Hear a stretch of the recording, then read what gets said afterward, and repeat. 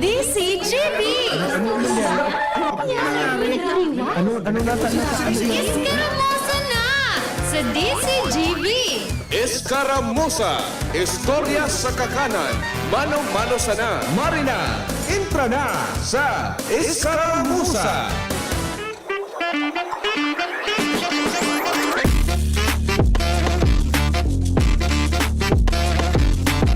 Hi! Dakol Kuya Nald ang medyo napirot kasubang kakasubaybay kan mga pangyayari po digdi sa tuyang nasyon. Padagos ka mong mag-antabay ka iyan. Ta posibleng sa mga masunod na aldaw, may mga development ka iyan. And then, syempre, parte man po iyan kan pag-aram kung ano po ang mga nangyayari digdi sa tuyang palibot, lalo na po sa lado kan politika.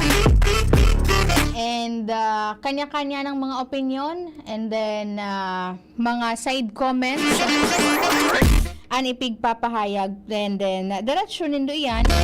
Pero syempre dapat na ikonsidera ang opinion kan kada saro. Dakol na Kuya Nald ang mga nag-unfriend kan mga friends sa Facebook. Maray na paggaod to kay Kuya Vince Villar. Pero may ining nag-aantabay sa DCGB. Maray na pagkauto po sa gabo sa nakaantabay sa indang mga harong. Kumusta po tabi ka mo? Ano lamang tabian sa indong pinagkakabisihan mo niya? Aldaw nakatango niya ni Miyerkules, petsa 12 na kan Marso 2025. Ay Kuya Nald, perang aldaw na sana, mahapot ka naman. May good news na nga katabi. Nagkapirang tumbling na sana para sa petsa 15. Imagine, ana po digdi, magmadali na naman pong magkabangaan na bulan nin Marso. And then ngunya na bulan dakol kitang pagsiselebrar mga awareness, and then itong fire safety fire prevention month, and then ito pang ano po digdi rabies awareness month. Pero ngunya na si Mana Kuya Nald, pagsiselebrar po an week kan sa tuyang mga grandparents. Nahiling ko post kan Commission on Election Bicol na nagpapaabot sinda kan ano po digdi Commission on Election Bicol na pagbati duman sa mga lolo asin lolata. Kaswerte Kuya Nald kan ako personally makainggit Kuya Nald itong may mga nagkaarabot na lola asin lolo both sides. Data man talaga matatawadan itong pagpadaba kan sa tuyang mga grandparents dahilan syempre apera duman sa tuyang mga magurang mama asin papa. Swertihon itong may tiyaon Kuya Nald si mama, which is lola ko naman. Naramduman ko dati Kuya Nald, pa nagpapasiring ako sa iya. Itong sumitig fold baga Kuya Nald na kwarta. Tapos po hindi kong halimbawa ngayon sa na lugar. Tapos mararamduman nila, kimabakal daw ako nito, duman nga kay Angel, itao ko. Tapos pag nakatalikod Kuya Nald si mama, lalo na kung bawal sa kuya, patago niyang itatao sa kuyang kamot, pagugom. Yan ngunya na si Mana, although bako lang po ngunya na si Mana, dapat na i-recognize ta sa tuyang mga grandparents, dapat na everyday iyo po pig-a-appreciate ta sinda, pigpapasalamatan, aalagaan dahilan ta syempre kun wara sinda wara man po ko sa tuyang kinaaban. Kaya grandparents week po niya sa tuyang ipahilingan sa tuyang pagpadaba sa inda adi Lola Tita Gina Lodor Abarientos. Nakaantabay ngunya na pagkahapon dyan po sa barangay Barangay San Francisco, Legazpi City. Nakaantabay po ngunya sa tuya dyan. Kumusta po dyan tita sa indong anak sitwasyon kan panahon? Digdi sa sentro kan Legazpi, grabe init kan panahon. And then sana duman sa mga paraan tabay ta tulong aldaw na na may bisita po digdi sa DCGB na mga fire marshal kan mga Bureau of Fire Protection digdi po sa tuyang palibot. Dapat na igo po kita nin mga nagakaurokodan na mga dapat gibuhon, mga fire prevention tips tanganing maibitaran ta po ang mga insidente nin sulo.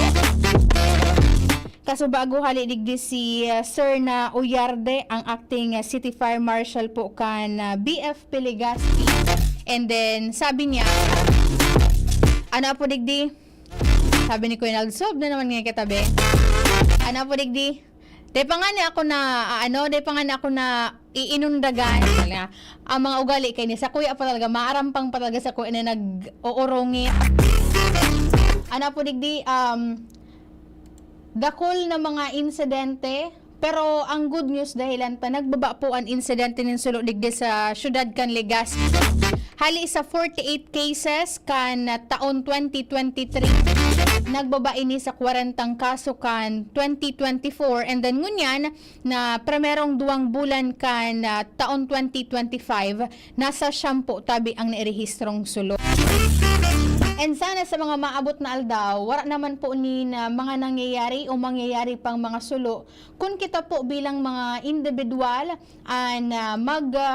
sunod sa mga ipigtatalaan ng mga lockdown kan Bureau of Fire Protection, tanganing maibitaran. Itong sutig sabi, kaso hapon na naramduman ko an Fire Marshal kan BFP Daraga. Dapat palan Kuya Nald, ang pagpa-check po kang electrical connections sa indong mga residensya, gibuhon 2 beses sa rong taon, pero baka ulang kamuso. Halimbawa ako, dahil mo na akong aram sa pag-abot sa arog ka iyan, po ikaso mag-initiate na mag-check ka iyan. Dapat maghanap ka itong sa mga lisensyadong electrical engineer, o kung, di ba Kuya Nald, ikaw po electrician ka sa barangay Dapdap, dapat itong sumay mga may aram and then may kasanayan sa siring kaya na pag-check. Tanganing masiguro po, taang number 1 da apong cause nin sulo digdi sa tuyang palibot. Iyuan dahil sa kuryente o ining sa mga electrical connection. Ang panduwa, kaso bago na danguguman kay Sir na Uyardo, ito pong napabayaan na mga pigluluto. And then ang saro pa digdi sa mga insidente sa tuyang palibot, partikular na po digdi sa Legazpi City, iyo po itong sa mga bushfire, and then itong sa mga, just in case may mga nagtuturo-tarambay dyan.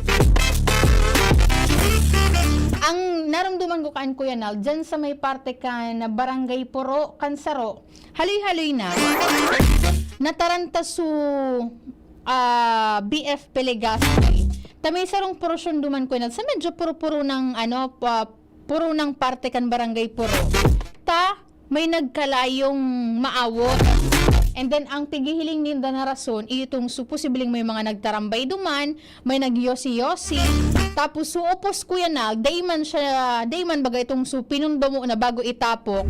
Which is sala nga ni itatapok mo yan duman, dapat i-dispose mo yan sa tamang basurahan po. And then ang naging rason kay itong pagkasulo kay itong mga awot duman, posibleng pigihiling ito pong itinapok na sigarilyo.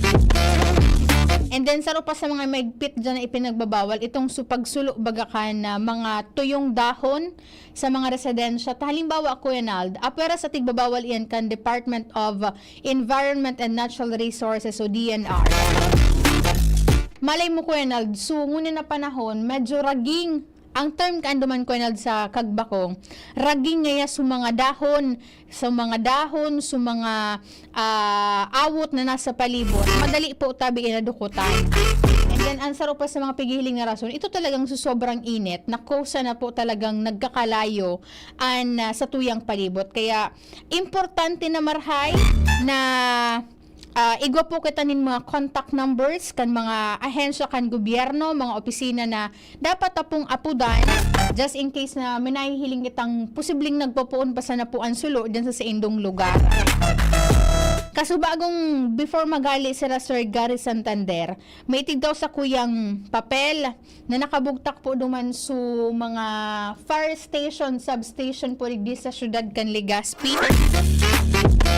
Igwa dyan sa may Old Albay District. Ito po bagang sa ibaba ka na Police Community Precinct number 2. Dyan sa may Community Precinct number 1 sa Barangay Peñaranda. And then, dyan sa may parte kan Barangay Taysan. Harani po dyan sa may Ibalong Village.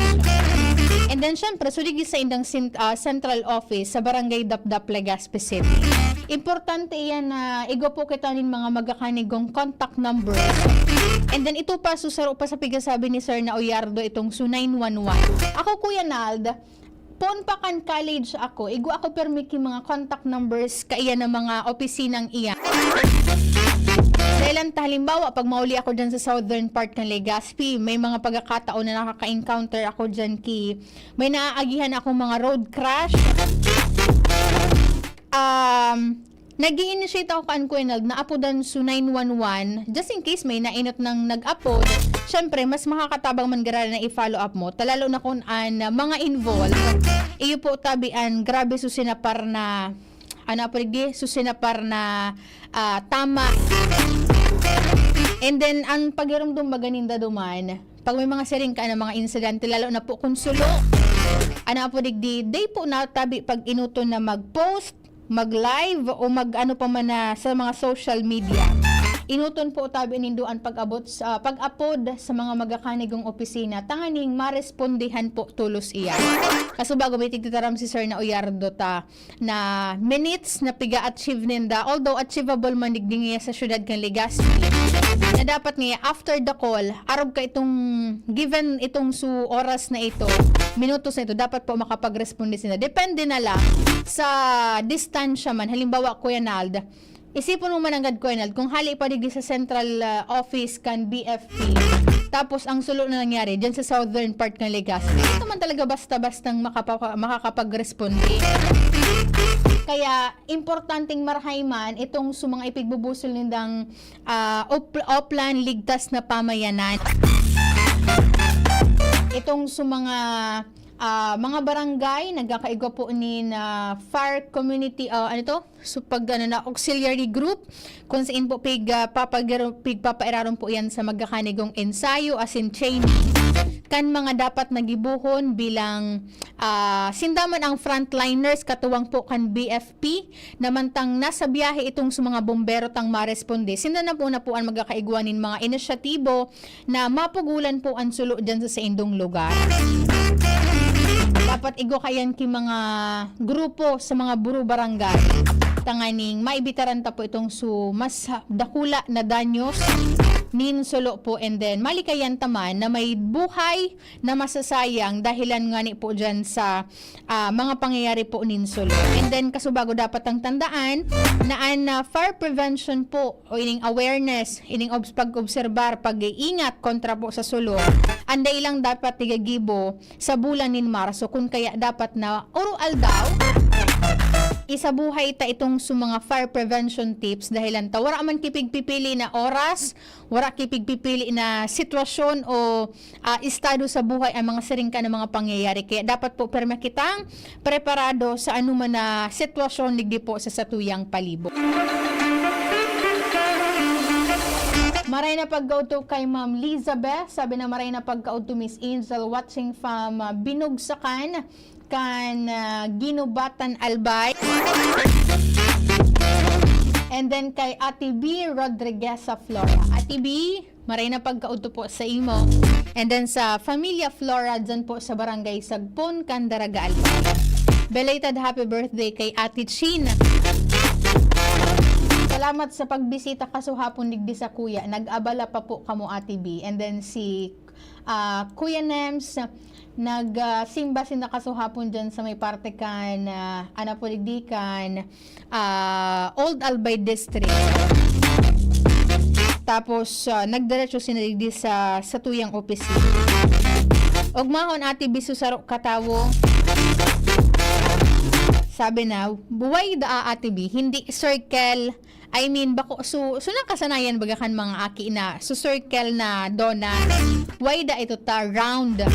Ano doon akong pagkakaiba ko inalgan circle tapos round. And duman man po sa mga sa mga naggagamit ng social media, nahiling ko daw ni Kuya Nalgasu hapon. Duman sa sarong, sabi ni Kuya Jomar Bian kaso bagong aga. So mga basta sa nang inarapod na media Kuya Nald, manungod nga naligdi sa langliga kay ning manok na ini. May kataning na kulay pink na underwear, sabi kani digdi sabi kan Tabaco City Municipal City Police Station.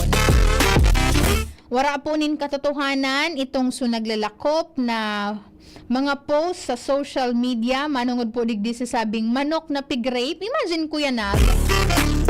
Nakuha so attention ko kay ni kasuhapon. Although pasipara ko lang. Syempre di ka man basta-basta kaiyan matubod ta, imposiblihon man. Ana po digdi, may press release and paglilinaw po, abiso sa publiko na Tabaco City Police Station sa panginganat po ni Police Lieutenant Colonel Edmundo Cerillo Jr. Manungod nga po digdi sa naglalakop sa social media. Inapod nila na fake news nasabing manok na gadan Kuya Nald. Na ito pala, nakatuka kang tigaapod nindang araka ako ining soft snail. Tapos dahil siya Kuya Nald na tunawan, ito naging rason kan sa iyang pagkagadan. Tapos itong sabi nindang underwear, nagilukon nga na ako sa comment kainin ni Police Lieutenant Colonel Malu Kalubaki, ang tagapagtaram kang Police Regional Office number 5. Aramon nga ni doon pagkakaiba nga kan brief tapos panty. Sa picture mananggad talaga Kuya Nald, may nahiling mananggad na sumanok tihaya na, tapos may kataning mananggad talaga siyang kulay pink. Tapos ka nagkondukta po ni na investigasyon, syempre na alarma Kuya Nald kayan sa mga pulis dyan sa Tabaco. Pati na itong sabi ni Kuya Jomar na mga opisyal kan Barangay Cobo kan Tabaco City. Tapos isikan Kuya Nald ang day kan maalarma. Nahilingin da Kuya Nald na itong sunaulog na underwear po duman. Posible da Kuya Nald na dinaraki paros sa haran ni sa balaybayan.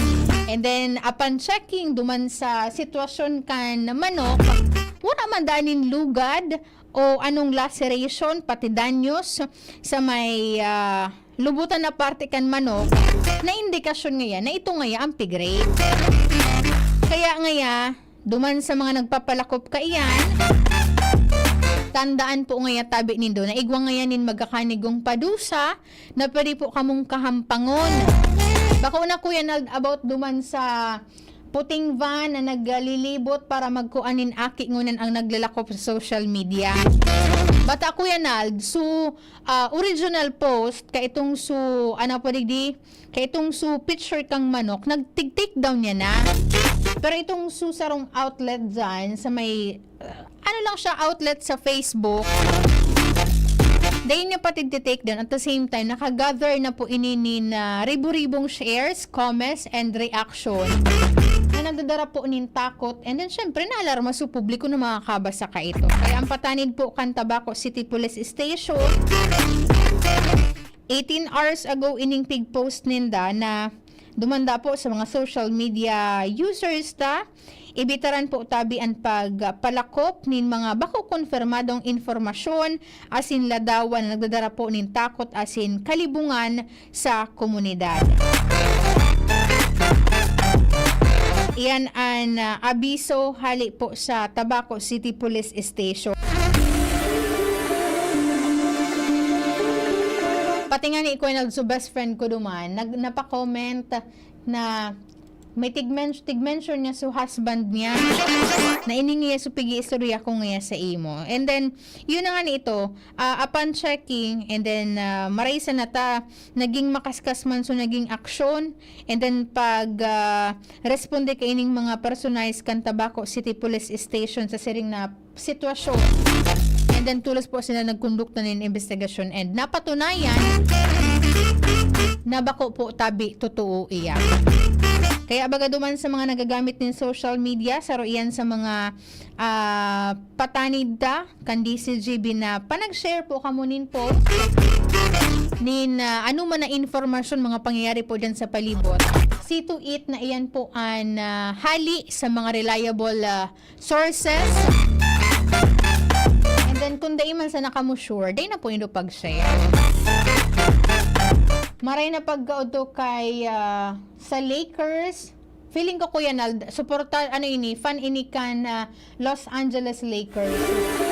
Si Sir Christian Abrera nakaantabay po muna na pagkauto, and then si Sir Edwin Magalona nakaantabay man po muna sa satuyang DCGB News Online.